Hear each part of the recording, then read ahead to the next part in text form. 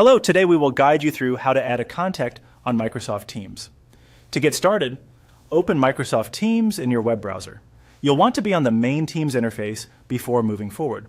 Once the page is loaded, take a moment to make sure you're signed in to the correct account, since your chats and contacts will appear there. From the main screen, look over to the left-hand navigation menu and click on Chat.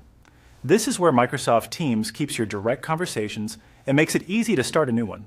If you've used Teams before, you may already see existing chats listed here. If not, that's completely fine. The chat area is still the right place to begin adding someone by starting a conversation with them. Next, move to the search or entry field and type in the name of the person you want to add. As you enter the name, Teams may begin showing matching results. This helps narrow things down, especially if there are several people with similar names. Try to type the name carefully so the correct contact appears in the list. When you see the right person appear, click on their name.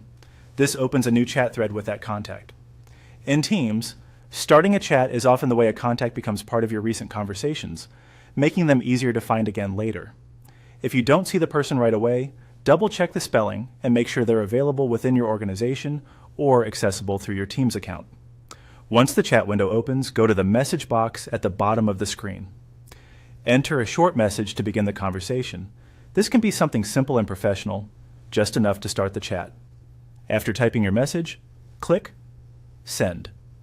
Sending that first message is an important final step because it establishes the conversation and helps keep the contact visible in your chat list for quick access in the future.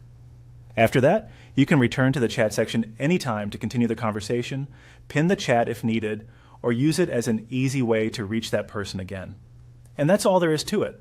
By opening Teams, going to chat, searching for the person, selecting their name, and sending a first message, you can quickly add and begin communicating with a contact in Microsoft Teams.